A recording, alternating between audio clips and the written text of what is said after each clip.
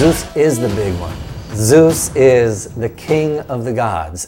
His name is related to the word for light. He's a sky god. He's in charge of the weather. In particular, he's in charge of thunder and lightning and the power that you associate with the sky. Zeus is cool. I like to think of Zeus as the player god. You know, he's like the Mac Daddy of the gods, because Zeus is always finding some beautiful mortal babe, and he goes down and seduces or woos the babe and gets into all sorts of trouble. Usually though, since he's a god, what can you do to it? Nothing, right? Nothing. Now I will show you the true power of a god. The other gods are afraid of him, rightly so, because he's more powerful than they are.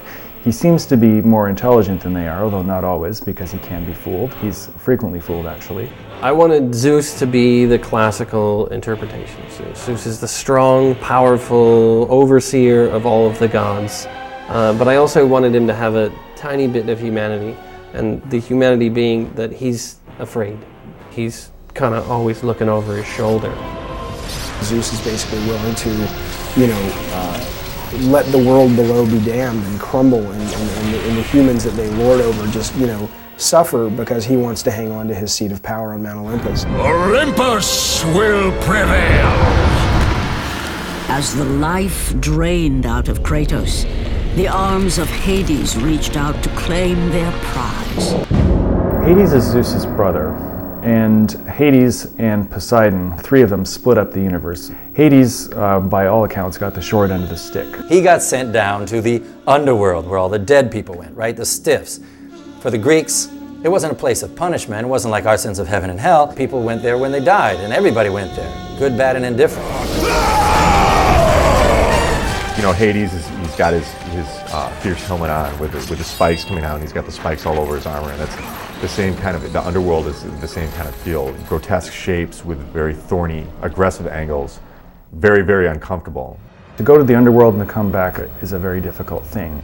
In general, the only people that do are either superhuman heroes or actual demigods. So it's a very unique thing. For most people, it's a one-way ticket. Poseidon is Zeus's other brother. Poseidon is in charge of all the seas and all the oceans and everything in them. Because in the Greek perspective, the oceans sort of held up the lands, Poseidon is also in charge of earthquakes. He's got a trident, this three-pronged spear. And sort of like Zeus with his lightning bolts, you don't want to mess with Poseidon, because when he gets stirred up, the whole world gets stirred up, because he just takes his trident and he just starts churning that sea. Interestingly, a lot of people don't associate him with horses, but he was said to have fashioned the first horses, and he shaped them. If you think of a horse galloping, sort of like waves falling. In the Iliad, Poseidon is likened to a child kicking over sandcastles when he goes to destroy the walls of Troy. So, like many gods, you do not want to mess with Poseidon. Kratos, you know not what you do. Athena, the gray-eyed Athena, the patron goddess of Athens. Her temple was on the Acropolis. She's the daughter of Zeus. She sprang out of his head in one of these great mythic moments that defy rationality. You can't explain it. That's what makes myths different. Zeus gets a whopper of a headache, and she comes basically fully formed outside of his head. In armor, helmet, breastplate, spear from the head of Zeus. And she's the goddess of war and wisdom, which is an interesting pairing. Enough, Kratos! With every city you destroy, the wrath of Olympus grows. Soon I will no longer be able to protect you. Athena is the kind of conflicted character in the game. She always wanted to help out Kratos. She had a little bit of empathy for him, and I want to infuse a little bit of that kind of like more than empathy for Kratos. The sexual tension between Kratos and Athena is bizarre, because it wasn't intended, and we finished the first game, and it's like, are they doing it, those two? Do not turn your back on me. I owe you nothing. Then you leave me no choice. Her loyalty is to the gods, so she wants to keep the peace.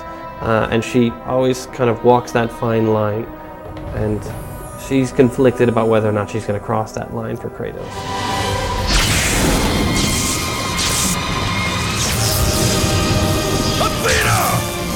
You conspire against me! You don't know where she's coming from. You don't know if she's on the side of Zeus or if she's on the side of Kratos. You don't know if she has a thing for Kratos. So I'm very eager to see where her character sort of goes as we finish the story of Kratos, because I think there's more, definitely more to Athena than we've seen so far.